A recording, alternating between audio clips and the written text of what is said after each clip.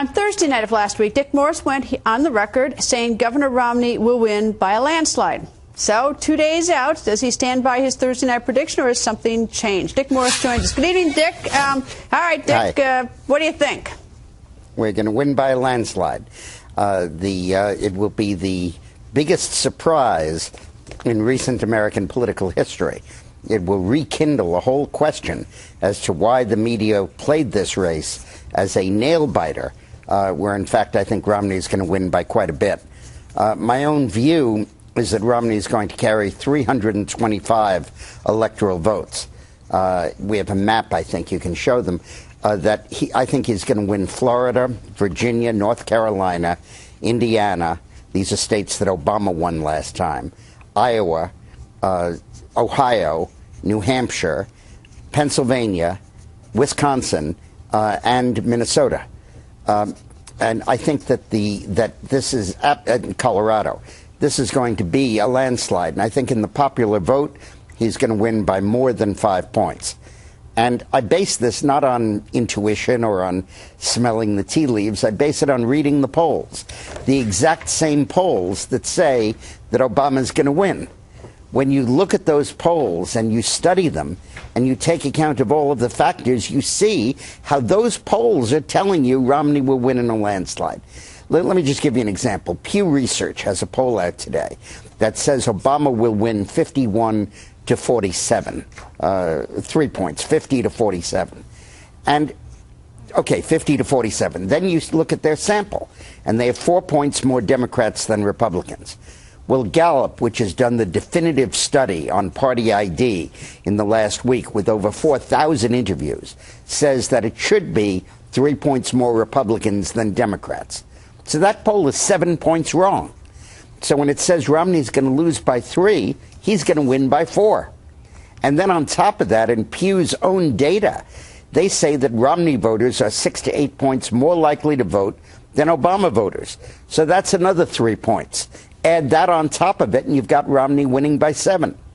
And then we all know that the undecided vote always breaks against the incumbent. Take the 7 or 8 points of undecided after you move those numbers around, split them 2 to 1.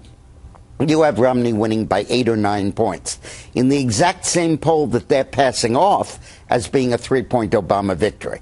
And you go into each of these state polls and you drill down, taking account of those 3 things, the sample being too Democratic, the turnout being oriented toward Romney, and the undecided going against the incumbent.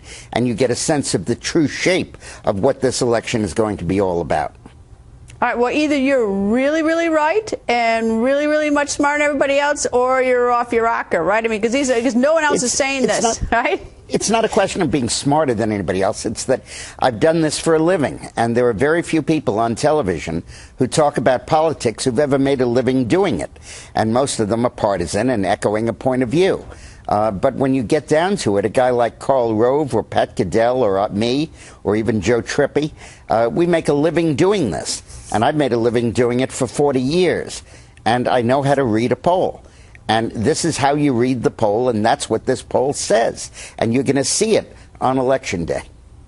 It's interesting you put Pennsylvania as a win for Governor Romney, and I think it's interesting President Clinton is headed there, I think, tomorrow.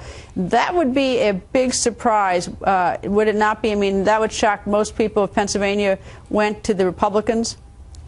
Well, on the one hand, it hasn't gone Republican for president since '88.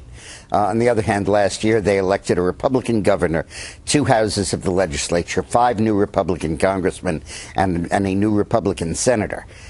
So it's not that much of a surprise. But the latest poll has this state at 47-47. And you go through the same math that I went through, and you're looking at, I believe, about a 5 or a 6 point win in Pennsylvania. And so, I mean, yeah, I think it's going to go. I think the outlier here is Michigan, where I think his UAW stuff will really help the president, the GM stuff. I think he'll probably carry Nevada. But other than that, I don't see him winning any of these swing states.